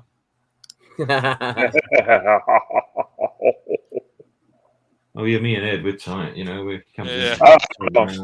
we go cycling together. Yeah. We do go cycling, just like you and I are going to do in Roland whenever you get here. Man, my legs are going to be so injured when I come to. It'll be after we go riding around through the woods. What were we saying that Pete's first answer to that? Pos. Pos. I know the pos. Pos. All right, Roberta, what's the next question? So next question is kind of related to the details, but not. Where do you get your reference from the best? Do you have Ooh, reference. Google search, or do you have a library that is busting out of your place, or like what? To me personally, it would be both. I do some Google search, but I just bought 4 books from Joe Mad, who did Battle Chasers, did a game series called Darksiders, who was part of that. And I just bought 4 art books of him because I want to reference his stuff. So art books, I think, would be Yeah. one. Mm-hmm. And that's, I think, more for artists. Like, I like to have books for art, but as far as visual reference, I usually will go online and snag a You can get it picture. all from Google. I've got a couple of art Yeah. books, like Blade Runner art books and things like that. Yeah. But, Yeah. yeah, you just get it off the Google anyway, really. It's Lately, isn't that the easy way to do it now? It's made life Yeah. so much easier, yeah. Oh, yeah, definitely. So much easier. I remember when I first started drawing, I thought, I'll get a little reference thing going and I'll have animals and God, I'll just type in an animal into Google now and get a million pictures. Yeah. So do you enlist your friends to get lighting or reference like that? No. So you never had You that never dropped your awkward hand? conversation of, could you hold this sword, please? Yeah. I'm saying that's a lie. I get Tanya does sometimes. Yeah, I get her to do some stuff. Hey, you're a girl. What's this dress look like? I know. What kind of dress on? I need to know how it works. And usually it's I mean, especially folds and how the for and things hanging like and clothes like that. clothing, it's almost impossible to really artistically guess how that's going to look. Yeah. Strangely enough, Do you get the blow dryer and point at it? Let me see what your hair looks like in the Yeah, wind. that's not a bad idea. Oh, no. like how Peter says that you're a girl, his wife's sitting with her head in her hands. Why didn't you You're tell me a this girl. before? Yeah. Wait, that's why I'm pregnant. Yeah. Oh, don't. Scrolling. So I know Tommy knows, and Roberta, you might remember Lorene Haynes. The name? Should I? I don't know. You remember Dave Dorman though, right? Oh yeah. What's that? Dave Dorman? Dave Dorman, Yes. yeah. Yes. Yes. Okay. Yes. So when I first met Lorene, she and Mhm. Dave were married. They later divorced and both of them remarried. But when we met them, they were living in Pensacola, and they did a lot of the local shows down there. So we got to hang out with them and pal around a lot. And Dave and Lorene would often get, and I saw some of their pictures. That I didn't give them to me, but I saw some of the pictures. But they would often get their friends to come over and put on like leotards and pose, Nice. and they would light stuff up and like, hey, stand like this and stand like that, and right. They would have, and she would show me one time all these pictures of all their friends. See, that's what I'm asking. Yeah. And then of course, Dave and Lorene both were painters, and so Yeah. they would use it and get an idea of light sources for their paintings and everything. So, Because it's now- hard to come up with that stuff. yeah. Exactly. Now, When Pete you said know something- exactly, when you have the idea what you want to draw, but you want to can't get make Google answer you. it right. Yeah, and you want to just get it can't- right. You could spend hours looking for Yeah, you a can end pose up if down you're a looking rabbit for a hole, pose. yeah. Yeah, Alex Yeah. Ross does that a lot. He's had tons of photos he'll post. Of Yeah. his characters and stuff. Yeah. That's why I almost like Alex Ross is a good painter, but sometimes I'm like, so that's why his costumes always look like they're made at like from Walmart, because he's actually probably having like actual leotards he's painting on the people instead of making it up. Like, okay, that makes sense. That's very funny. When Steven Butler got the back in the 90s, got on the web of Spider-Man stuff, Marvel sent him, because Google wasn't really there. Sent him, I remember, it sent him gobs and the stacks and stacks of New York, city skyscraper books. He ended up with all these tombs of books that they sent him. Wow. Here's how we want you to draw, New York, boom, and send them all this stuff. So you're talking about, I mean, now you just, what does this building look like? Boop, boop, boop. There it is.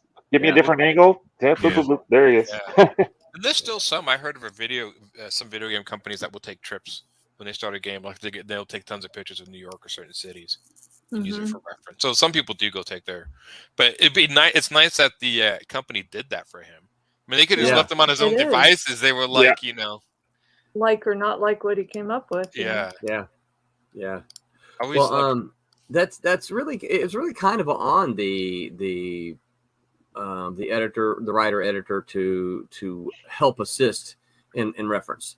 One of the things that we would do back pre-internet is if the writer said, "Hey, I want this sword," then as the editor, I would say, "Okay, then I need a photocopy of it that I can send to the artist." If you want them to draw a particular sword, I need a photocopy of it. You need to give it to me.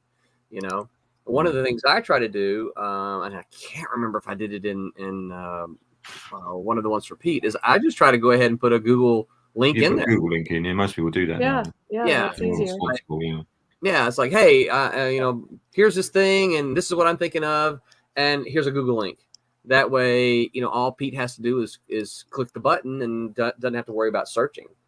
Right. You know. Now, I obviously I don't do that for everything, but the things that I'm like, well, he may not know what this is, or either that, or this is the kind of the thing that I'm thinking. Then as an idea. Yeah, and that's on me. That's on me to provide that for Pete. Mm-hmm. Yeah, that's more inspiration. So how many pictures of fire engines do you have, Pete? Yeah, cool. Yeah, you're talking about. Pete said something earlier about facial expressions. I remember when Tommy mentioned Stephen Butler already. When Stephen and I were roommates, Stephen had a mirror about this big. It was just a little square mirror, and it sat on his desk. And you could watch him draw, and you could see him looking at his mirror making facial. Oh, that's awesome. Yeah. Making all these facial expressions into the mirror, and then looking at it as he was drawing. Yeah. When I first started trying to draw as a kid, I was reading these interviews with whatever artists it was, and nearly all of them would have in their office or in their studio a mirror. Mm-hmm. Yep. They could look at their face and get their face. I thought that's a clever idea. Yeah. Now I just take a photo on my phone. Yeah. You're like, how come his drawings look like his hands all the time? Right. Oh, Yeah, exactly. I've actually seen Stephen doing things like this too. He had his hand in his face and he's drawing, and there are some angles you cannot do with your own hand and looking. That's true. Yes. I've actually seen some artists online that will take photographs of themselves and then trace over the photograph, but then do it badly. And I can't figure out how they pull this off. Like, isn't it? Why do that? Yeah, God, that's they traced over it, and then you see the art afterwards, and it's like, well, this looks horrible. And you actually trace it from reality. How do you mess this up? And I'm like, so I'm like, man, I don't know. Yeah. It would seem like it would be so much work to take tons. I mean, if you're going to take photographs of every panel in your comic, just use the photographs. I mean, just why go the extra step? I mean, Yeah. Because if you do it enough times, not copy. If you take a photo and draw it enough time, eventually you'll get to the point where actually I don't need that anymore. Right. Exactly. If you just keep tracing, you're never going to, and you're going to take so long. I'm not against tracing things. If you've got to draw 20 helicopters on a page, get a picture of helicopters and just stick them around and then trace around them. It's going to save you time. Right. Because in our industry, you have to hit a deadline. You can't spend 2 years getting something done. Yeah. But so the fire engines. Yeah.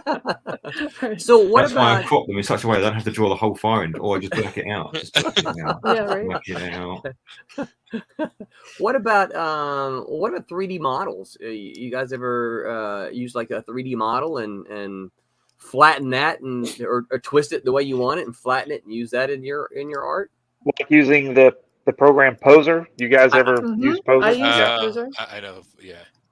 I've not used it myself just because every time things just look always very different, and I can't quite figure out if it's the program or the people. You can tell a Poser book.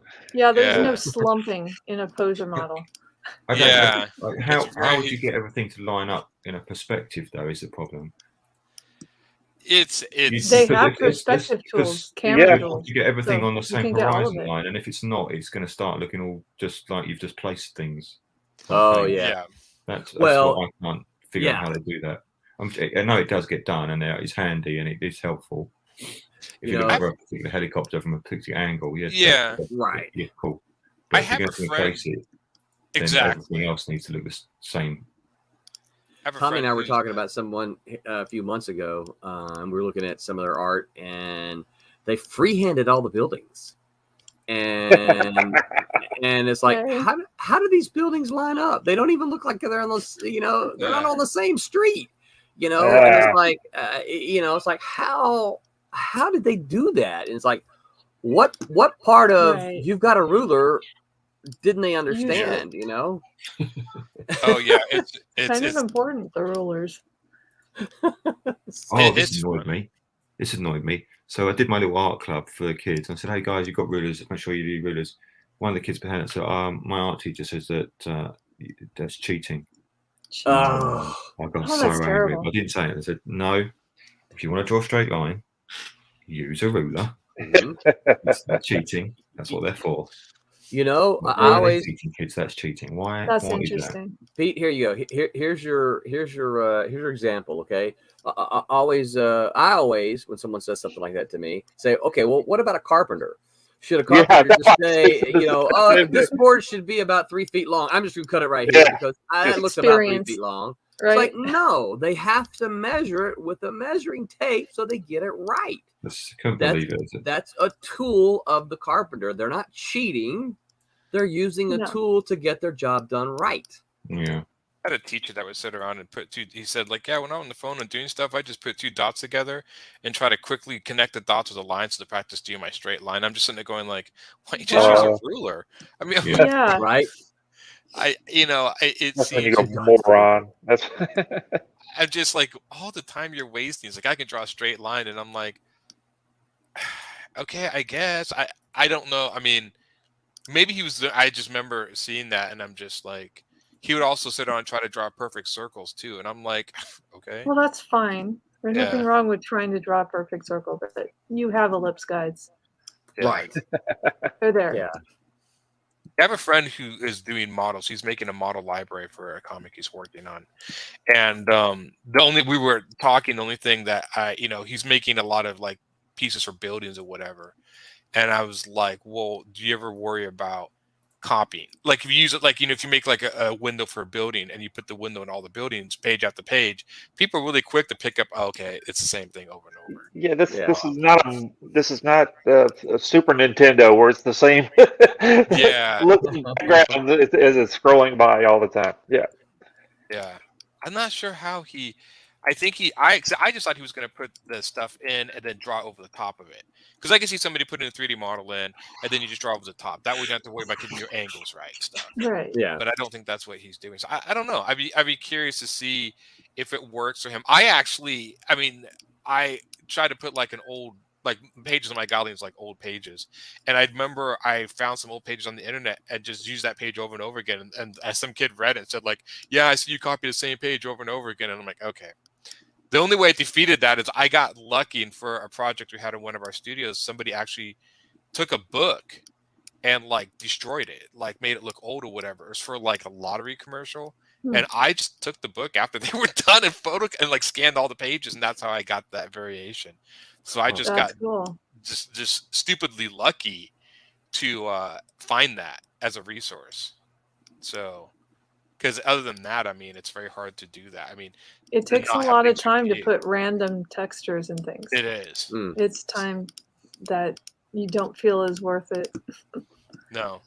Not for when it's not something that's supposed to be like in your face. I mean, it's just like It's supposed subtle. to give, a theme. But yeah, that kid noticed it right away, and I was like, "Drat." So, Yeah. like, all right, can't trick him. But then again, kids are always like that. Like they'll always point out the one thing, and like, "Hey, isn't the kid like, yeah, you notice that thing you're repeating?" And I'm like, "Yeah, of course you notice it." You're a Well, kid. I mean, that's exactly why Marvel's No Prize exists. Yeah. Because they would find all these mistakes, and Marvel would, dadgummit, yeah, you're right, So here's your No Prize. Mm-hmm. And they'd always write in and be like, "We like they're gonna catch him," and I was always like, "What do you want him to do? Reprint the comic?" I mean, Right? I don't think that's gonna happen, dude. I mean, You gotta do it again. Issue 5, gotta redraw it. yeah. I don't think even the artist would be that. Like, you know what? No, that's just gonna have to be there for the annals of time to discover, I guess. People still just like pick up misspellings. I caught a misspelling in my book putting it together last night, and I'm sure there'll be misspellings for a while now. Things that I've stared at. I've stared at it for hours, and it just doesn't dawn on me that's misspelled. Whatever. So Yeah, I just leave them in there now. I would I think go it back looked and read right. some of my stuff. Yeah. Unless it's just something that I misspelled a character's name as or something that's just really going to screw up the book. Yeah, but if I use the wrong there or something, I know that's a grammar thing, and the grammar police are going to get onto me. I don't care. So I they just leave are. it. Oh, yeah. I'm not worried They're about it. so mad at you. There was Yeah. a character, because my characters, they give them different. So I think Boom has 3 fingers, and like other people have 4 fingers or whatever. And one of my characters had one from 3 fingers, accidentally drew a cover with 4 fingers, and I was like, fine, people figure that out. I'm sure they'll point it out, but I'm not changing it. He has 4 I'm fingers. not worrying about it. Yeah. Yeah. Move So, along. Move yeah. along. What Yeah. was it? There's a Jack Kirby panel, and I think it's Jack Kirby, where Mr. Fantastic has 2 thumbs. Something Yeah. like that. Yeah. Yeah, it has a thumb on either side of his hand. So He pointed. I mean, it was funny. I watched the making of that movie, Die Hard, and apparently, this never even dawned on me. But they pointed out in the film that the people making it were like, well, in the beginning of the movie, all the guys jump out of the back of this van in this garage to attack the building. He's like, yeah. He's like, yeah, but at the end of the movie, you guys drive an entire ambulance out of that same truck. Like, what did the ambulance, how you fit an ambulance and fit all the people in there? And I think the director's like, I don't care. Yeah, right. Make the movie. He's like, just go with it. He didn't care. He's like, I'm not fixing it. But it was, and after he said it, now I notice it. But I never noticed it before because the scene happens at the beginning of the movie, then almost like the middle end of the movie. Yeah. Well, now I'm going to keep an eye out for it. Thanks. Yeah. Thanks for pointing it out. That everyone's going to see it, right? No, Yeah. you can't unsee it. Right. I think one of the worst movies for that was that movie Pretty Woman. They've had contests on how many things change from scene to scene to scene. And they said, I watched the making of that, and they said they were just filming it, just winging it. And that's why, So there's they certain didn't scenes have. there's certain scenes where she takes off Richard Gere's tie. The next second it's back on him. Then it's back off him. I mean, just that's funny. And people just That have is funny. a ball, yeah. And they don't care. They're just have fun looking at all the mishaps or whatever. They had no continuity editor. No. So it happens. It's a budget. Yeah. It is. Yeah. It's funny because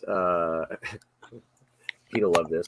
One of the things, obviously, where I teach is a big film school, and one of the things they teach film students is, when they're trying to make their film, when they're trying to make their student films, they tell them, hey, keep it limited to 1, maybe 2 locations, and just 2 to 3 actors, not very many, right? Just for budget, right? You keep it really small so you can get it done.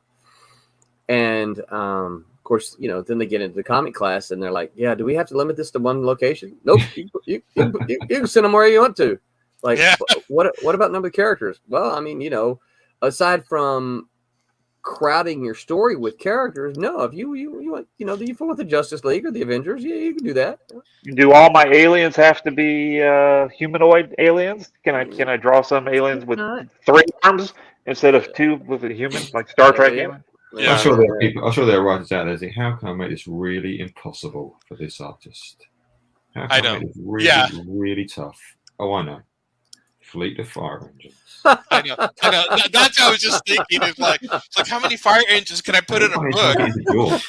I swear, Pete must wake up in a cold sweat when he hears a fire truck coming down the street. Never again. Never. It's still issue 2. Yeah. Well, even some of the armies you're doing in the Trump's book, I look at those and I'm like, that's copy and paste. I mean, back then they used to draw, but wait, are you saying Pete copy and pasted his stuff? No, I would copy and paste it. Pete's got a panel I saw that he showed us a day or so ago, where it's a group of people standing there, and I had to zoom in on it. I'm like, is this? Did he draw all of that in there, or is that just did he cheat? I don't get it. He was channeling George Perez. I digitally did them, so I knew what I was drawing each time. Yeah, so I drew the front figure in that column. Yeah, and on each line, because the changes slightly. Then I copy and pasted them. So when I penciled them, I just had to draw the heads. Well, guess how I'm going to ink it? I'm just going to copy it. Yeah. You were channeling your inner George Perez there.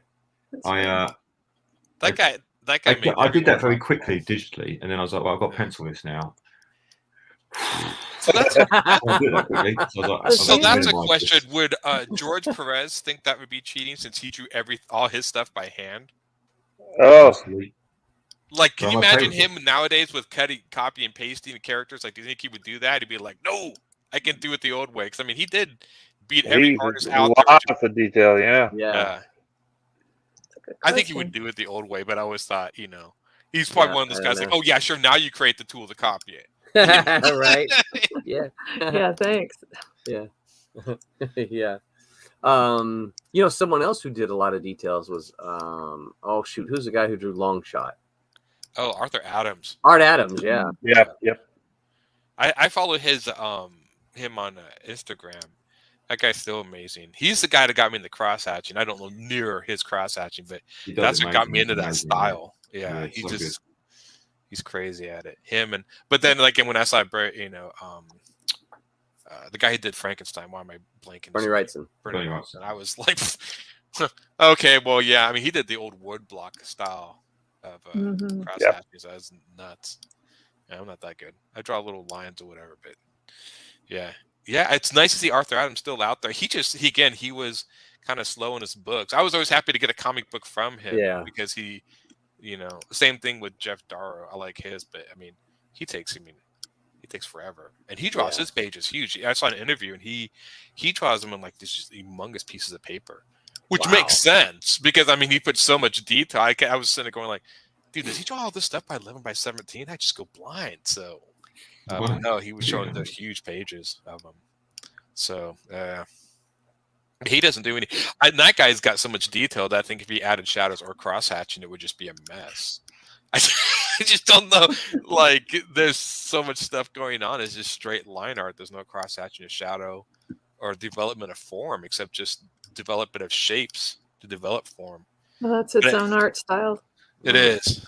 Yeah. I mean, I remember looking at like Hard Boiled, and there'd be scenes where like there'd be a little can on the ground, and he would draw the Coke logo on the can at miniature scale. I was just like, seriously, dude? Like, yeah, it's just crazy. Wow. It's like, okay, yeah. I'm thinking Coke needs to pay you before you draw Coke on it. I know, yeah, right. it becomes cola. Cola. Just cola. I was never that detailed. And some people still. That's what we ought to work on, product placement. Roberta, Product placement. you got any other questions? Let's see. She's gonna ask the woodchuck question. What's the woodchuck question? How much wood could a woodchuck? Oh, the actual woodchuck could chuck wood. No.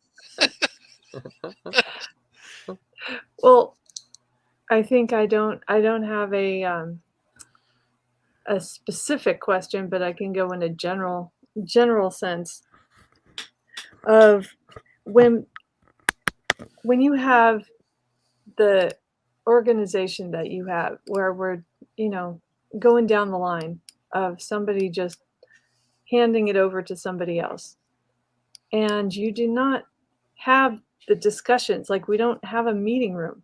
We just have each other's art. How do you handle or know, I guess if you have purposes that you're giving cues to people, do you tailor them to the people that you think you're working with, or this is a really important question, but it's very vague too. Do you tailor it for the people you're working with, or do you just have your style that is these people will read me because this is me? So where do you put yourself in there, and where do you put other people? It's funny. If I'm understanding your question correctly, I think I am. I'd have to get used to workflow. So even the team I'm working with, Obsoletes with Wes, I'm getting used to the workflow a little bit now. Jose and stuff, I hope they can see there's a few panels where I'm like, I keep telling them, if you have any questions, let me know. And they Yeah. just never have questions. And so I'm just hoping they do it right. There's a few instances in Obsoletes where I was going to put like a visual effect, like kind of like a white line.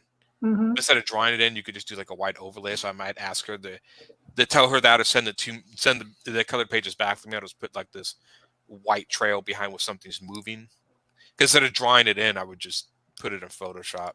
So So- I'll tell you about our old style ways of working in Malibu. It was one of those things that we did an extra panel for special effects, for color holds, for blasts or something. Yeah. We would actually have another piece of film, another I piece would of do art. them on a piece of vellum or something over the art. And to it would say- sit on top so that we knew exactly what lines were going to be changed deliberately. Maybe Well, if we had if the inker or the penciler had an idea, say, hey, this might be cool. How about do something? But most of the time you guys did what you want. But but do them on an overlay is what we would do them on. Mm-hmm. Yeah. I don't even know if we would send everything digitally. I think, but you guys worked in a studio, so you could just hand it back and forth to each other, didn't you? Yeah, if you're physically close to each other, you can do Right. that. But this is different, Yeah. So we just turn in the art and then, trust that where it goes from there is still the same place. Like Pete, if you wanted me to do something specific on here, what do you think you would like? If I had a question, I think actually that goes back to with the first the team up book when we had a mistake on the snow and the fire thing on that first panel or two that Roberta, you thought it was fire, and then I thought it was snow, and I had to ask Pete. I said, "That's supposed to be snow, right?" And we're like, "Roberta, I think that's supposed to be snow." And I Yes. go, "Oh," That and was Pete goes, funny. yeah, and people were like, "Oh, whatever." Like, oh, well, see, I was grateful for that because, it's ambiguous on those kind of levels without color cues. You can't tell. Yeah. So it was perfect to be able to say something about it and no trouble to fix. No, it's not. And sometimes you just, even with the colors I have, she hasn't started coloring yet. So I, told her, if you have any questions, please contact me. Right. So, but a lot of people, when you ask them that, they go like, "Oh, whatever, that's cool." I asked my writer, "Do you have any changes, ideas?" "No, that's cool." I'm like, "Okay, that's the easiest client I've ever worked for, except for Roland. He's just a taskmaster." Yeah, that is very true. True. Well, I think it was after the Roberta thing that I said, "Hey, Roberta, do you want a copy of the script?" That was the thing. I assumed That they helps. did get copies of the script. That would make their That lives does a help, lot easier. Yeah. The thing, I never thought to ask you. The thing about it is, it's one of those things I always think of. I need to do this. I need to make this happen, and then I forget to do it until Tommy says something to Roberta. I'm like, I think it says snow in the script. If she'd have had that would have been easier for her to understand. It would. So little things. Yeah.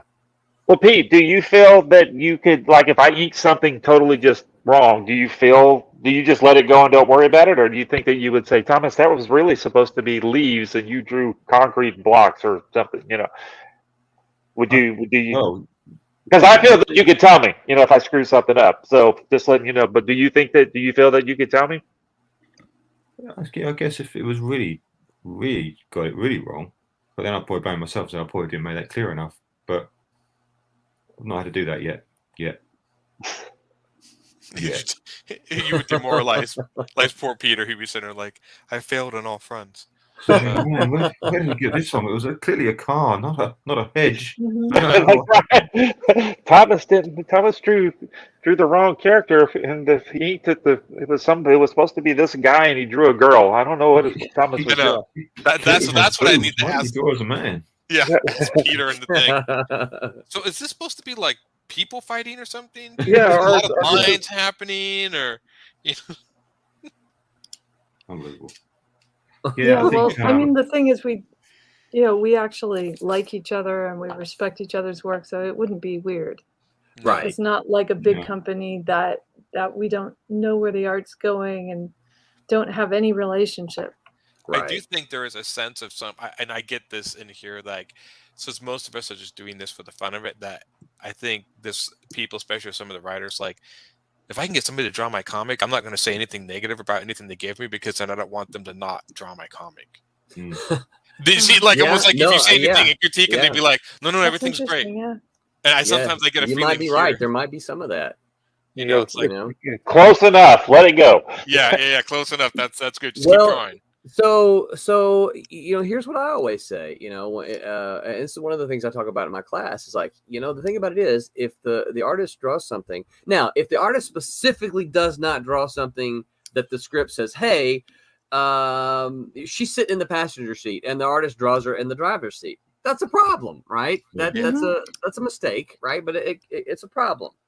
But if you just say she's in the car and you get it back, then I'm like, okay, writer, that's your fault, because you didn't tell them specifically she was in the passenger seat or she was driving, right? You have to be specific. And that's the thing I always say is like, look, if you write something, if you're being really vague, you cannot expect the artist to read your mind. Yeah. And they're going to do what they think is best. Yeah. Based Which on what probably you isn't said. a bad solution, but it may not be what you thought. Yeah. And to my knowledge, no artist is going to intentionally try to draw what you don't want. They're gonna read what's there. They're gonna make their best guess and try to do the best job they can on what they understand. But if you don't give them the information and it comes back and you're like, oh, well, that's not what I meant. Well, that's your fault. You didn't say what you meant then.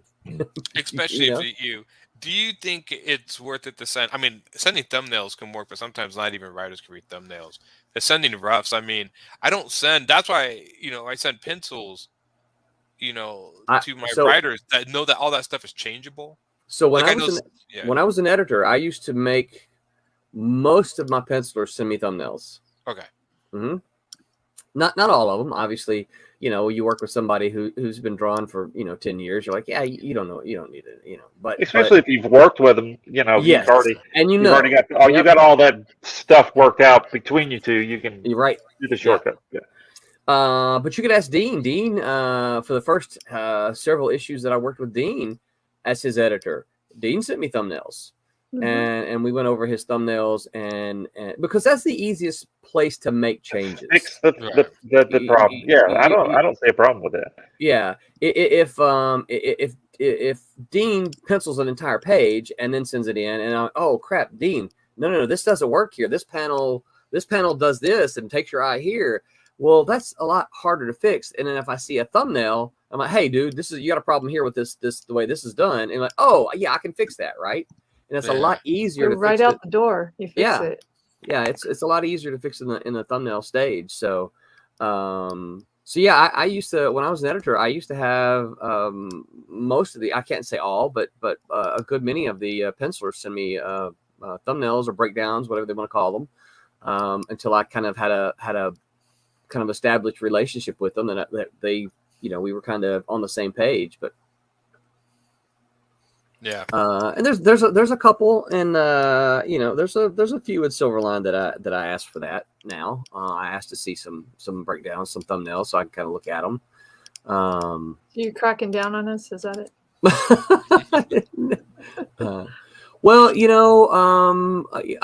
I love working with the cubies, but one of the things that as a rookie artist, a lot of times they don't bring in a lot of pages. They just, and it's just a matter of time. It's just, so when you see someone does 3 or 4 Batman pages and then they've got a lot of pinups, you're like, hey, I really like your art. You want to do comics, that kind of thing. It's like, I'd like to see some thumbnails because I'd kind of like to see these 3 Batman pages look great, right?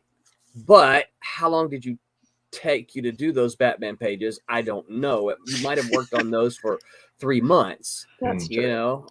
So I kind of like to see the thumbnails before they move forward. So I still think it's nothing against all the artists out there, because I'm an artist, but I see people on Facebook post like, oh, I finally finished page 1 of my comic, and I'm like, yeah, and now you got 20 What 21 more Yeah. to go? Yeah. Right. Keep going. Yeah. It's like it's it was It's taken supposed me 2 weeks to do this page. I know, it's like- wow. It's like you ain't gonna make it. There's even a few that's like, wow, it's been a year, but we finally got the first issue done. I'm like, you might want to rethink your career choice if it takes you a year to finish 22 pages. Yeah. Well, and the other thing, so one of the things too, I always try to say is like you got to think on your return on your time. Yeah. You know, it is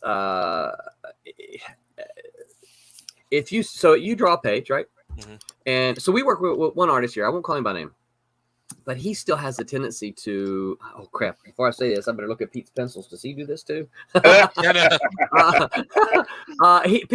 is not the artist I'm thinking of. This guy's good, right? I like his work, but he still has the tendency to scribble in all the darks. You know, I'm doing a page now that Pete scribbled in all the. I do that. I like doing it. Well, The only reason, and the one thing I will say, and I will agree with Pete on this, and it's one of many times I'll agree with somebody who's not from this guy. I was kidding.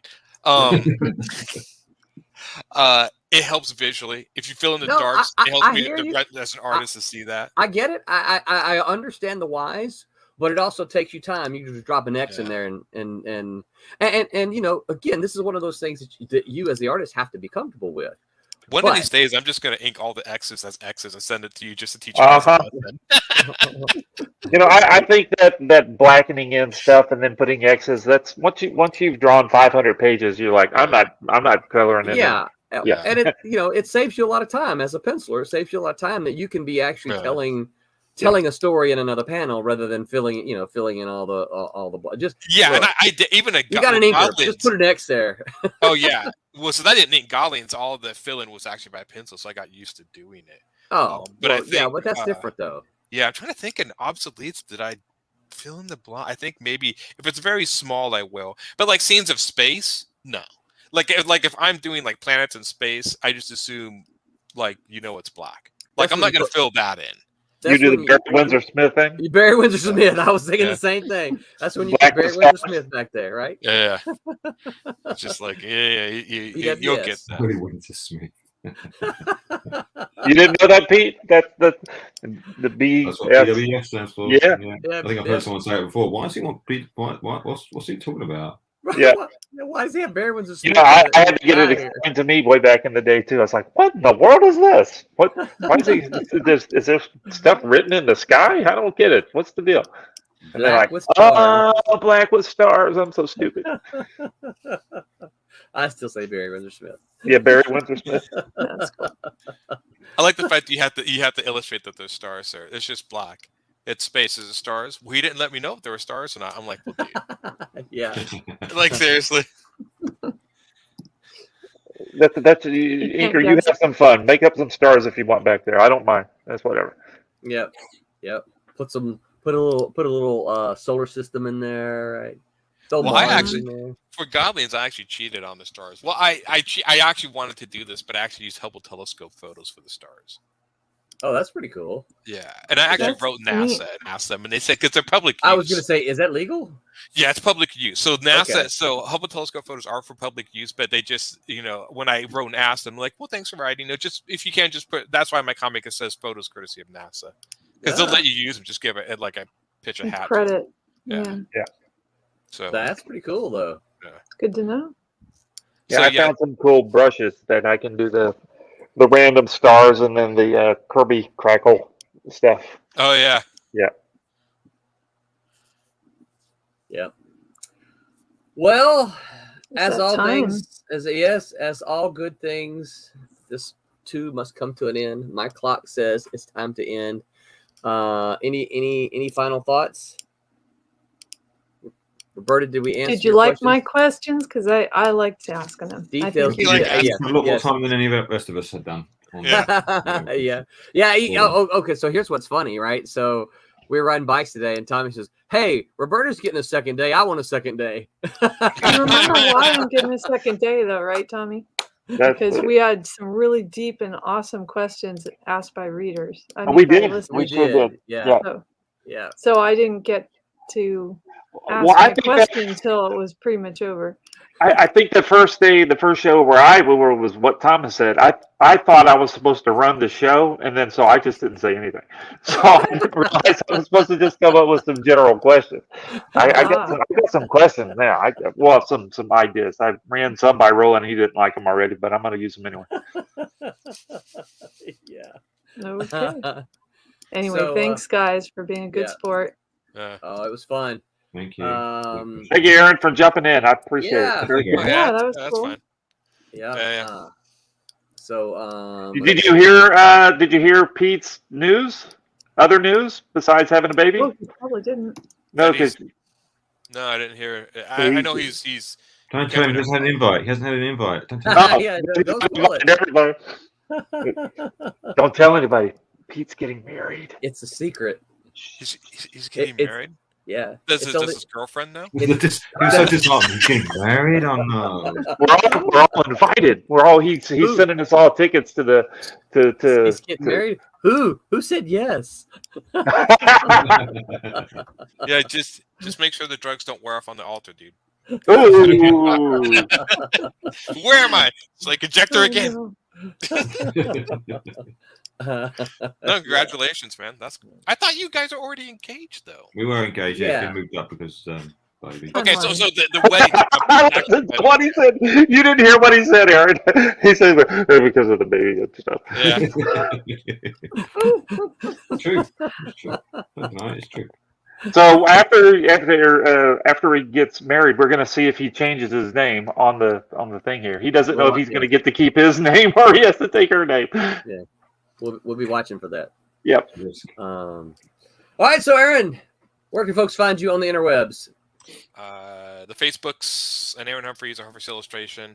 You can find my own website at Humphreys Illustration. So remember, my last name is Humphres. Spell my last name right, you'll find me. Spell it wrong, and you'll never find me. This is why if I ever commit a crime, I would totally get away with it. They would never find me. And then you can find me on Instagram under Humphreys Illustration now. I've changed my tag, so now it's all one huge umbrella. It's not. It used to be AOH 3810. Now I got rid of that. yeah, it's hard to remember. Yeah, it is. Sound like Humphreys Illustration is easier. Very cool. Tommy, what about you? Where can folks find you on the interwebs? Yes, go to my personal website is infernostudios.com. There's a bunch of links there, but you spell Florimonte, FLORIMONTE, and just like Aaron said, you're going to misspell it. So go to Inferno Studios, like the fire, Inferno, and then you can find some links there. Excellent. Pete, what about you? Where can folks find you on the interwebs?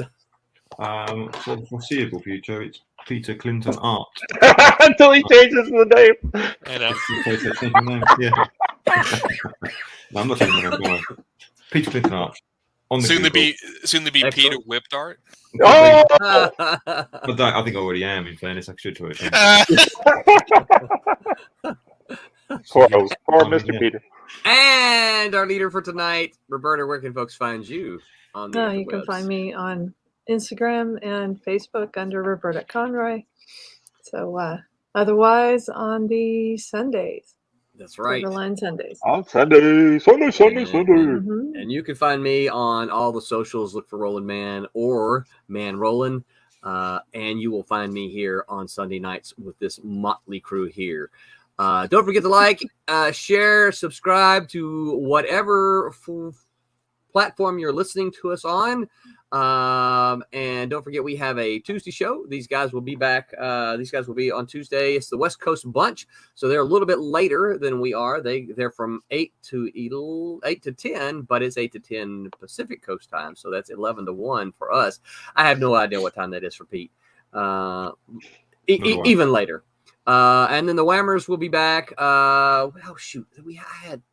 meant to put that up. I've got the topics for it. And I'm working on getting us some more guests. So I've already got us these guys don't even know it yet, but I've got us a guest lined up for the 16th, I think, which I'm excited about. We'll be talking about history and comics. So otherwise, you guys remember to always Make mine Make Silverline. Make mine Silverline. Silverline. All right. All right. Good night, everyone. Looking to Alex Saviuk here. Hey, I'm Alex Saviuk, and I just want to let you know, make mine Silverline.